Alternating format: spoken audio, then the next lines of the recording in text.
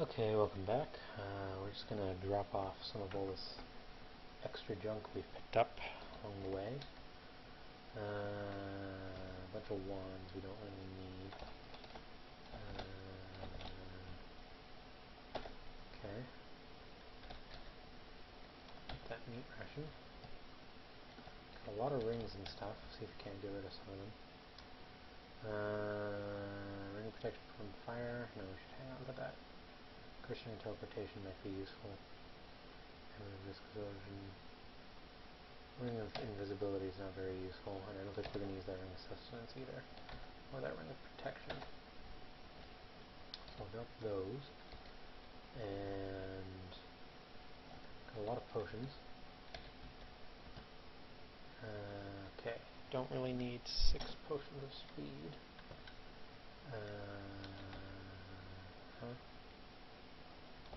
Another potion of transmutation, very good. Potion of magic. Silver rune of Zot. That makes 2 altogether. Okay. A shield of poison resistance we don't need.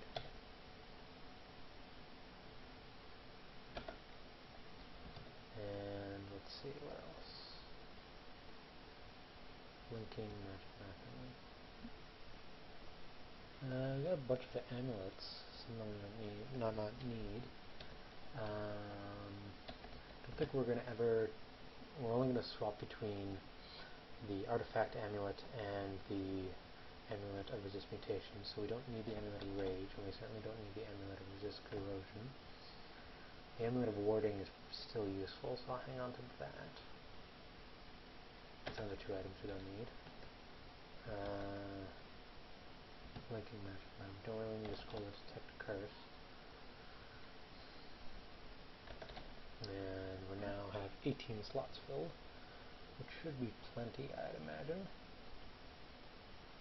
That broad axe is still the only good source of resist cold that we have, so I'll hang on to that. But otherwise, I guess we're good. So, back into the dungeon, I guess.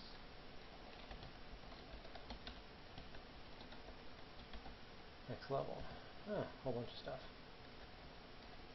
Fortunately, however, none of it is particularly dangerous.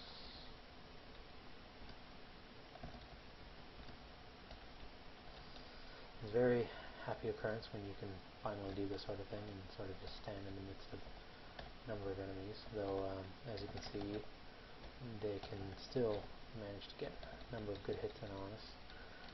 Eventually they do get lucky enough to break past our armor class, which isn't necessarily very reliable.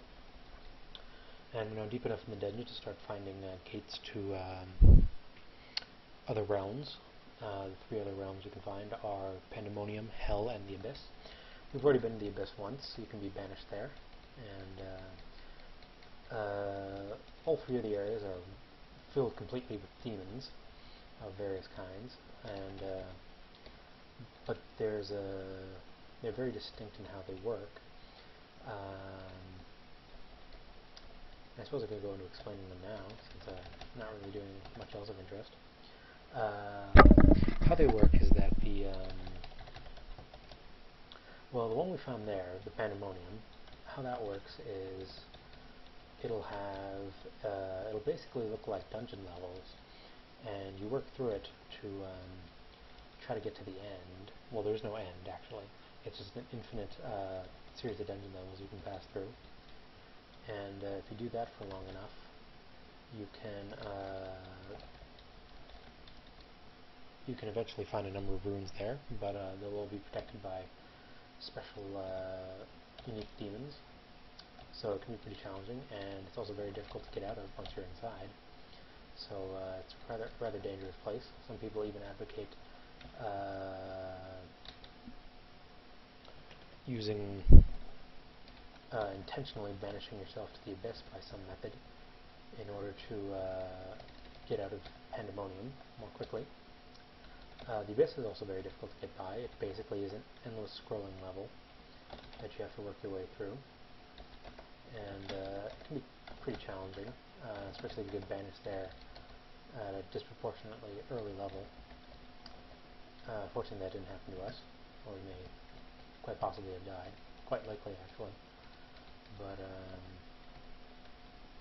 the Abyss is basically one endless level,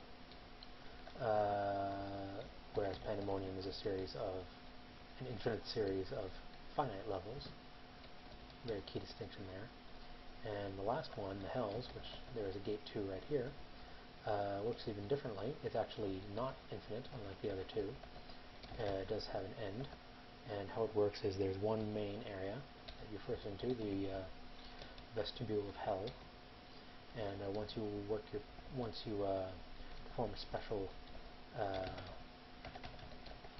incantation to get past that, you can proceed to the 4 other areas of Hell, each with their own theme, and each 5 levels deep. At the end of each is a rune, of course, so that's 4 runes for that area, and 1 for the Abyss as well. So there's quite a number of runes to be found up there in those rather dangerous branches. And the reason why we want to switch to the Shining One is because all of his abilities are particularly effective against evil creatures, that is to say, or more specifically, the undead and demons, and it just so happens that demons are the only occupants of those areas. Well, pretty much the only occupants. And for that reason, being especially effective against demons is all you really need by the end of the game.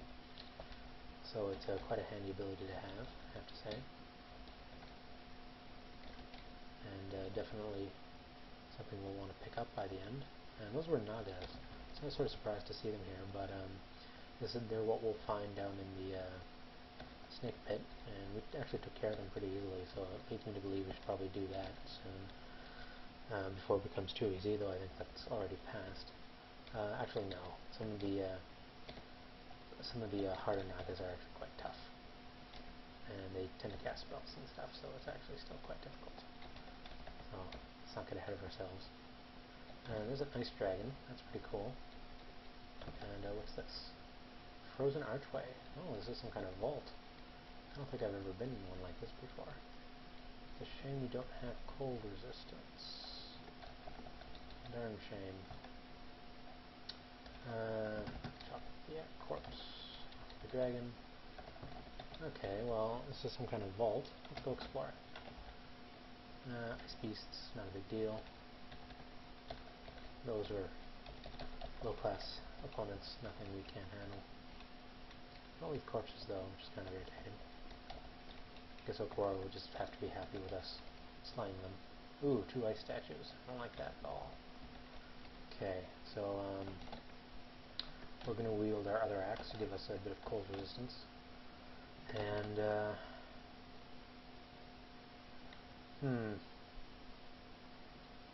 they're not susceptible to disintegration, and it can be difficult to kill without fire damage, which we don't really have. How to handle this? Okay, they're not so tough, now that I think about it. Okay, that was pretty easy. Switch back to our other axe, and see what else is in here. More ice beasts. Oh. This seems to be a mid-level area. That many ice beasts can be rather dangerous to a mid-level character, or to a low-level character. 2 ice dragons. Wow. Okay, so Rod Axe of Discomfort, and we'll just drain these guys into oblivion.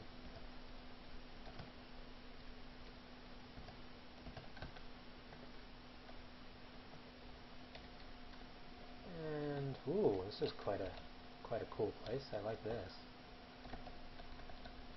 Lots of gold, not that we really need it. A couple rings, might even be an artifact ring.